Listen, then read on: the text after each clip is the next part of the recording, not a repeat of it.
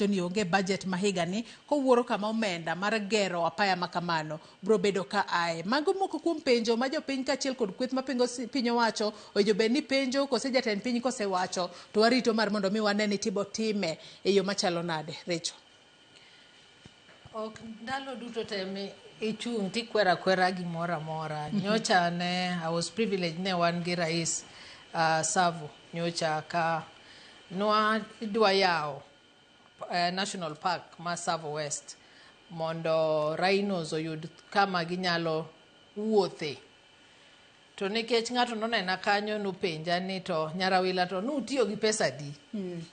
To udwa tiyo gi pesa di. To bende gima kamano ne nitie budget.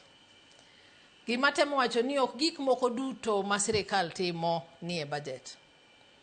Nitiere partners mabiro, for example, like in that case, mawacho ni adwaro partner gi this parastatal or government agency ni mondo watim achiel ariyo adek in this concept nen conservation of wildlife. Tanyiso gi ni onge pesa mar sirkal manotiyo e gima nwatimo no. Gino nen fully funded gi an organization madwa timango madwaro conserve wildlife. Nyocha ka rais odhi yao ndara mar Rironi Mau Sabit. Rironi Mau Sabit. Tiwinjo ko wacho kendo nen gi jogo moyie timo nwa ndara no ma onge pes sirkal mane dhiye asto ibo ketnwa kaka wachulo ndara no mana kaka jichulo expressway. Matiende ni government nyalo donjo into partnership. Emiwinjo ni PPP miwinjo masate iwacho nwa ni endi.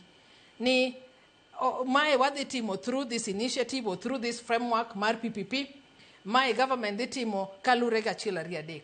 Omiyo gima nyalo wacho ni onge gima stop government mondo use any asset or what kizungu wacho ni asset monetization onge gima tamo government timo. Nikech when you do asset monetization nitiere gik midwa timo gi pesa no ma direct pesa no. In this case wauso Safaricom shares mondo watimango mondo wane kwa nyalo develop some infrastructure.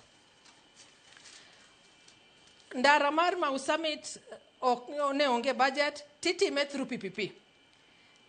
Thika super highway the president say ni bendi timo through PPP. Matienia okao jomoko madwaro invest e ndara ni kata dwaro invest in some area mondo country develop to ok ni pes sirkal ema or pes jopiny ema dhi tiyo e yor development no endo.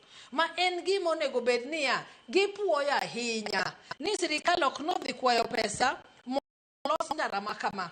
To sirkal oyudre gi jomo yie invest in this particular area mondo development obinwa.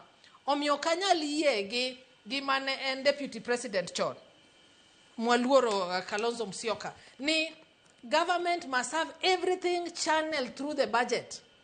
Nikech seche moko ngato nyisi ni adwaro invest in affordable housing, for example. Are you going to say niya affordable housing ne budget wen kamae koro nekech Joyce dwaro invest in it wabo nyisi ni nyaka reach the next financial year mondo pesino waketi as a revenue for us.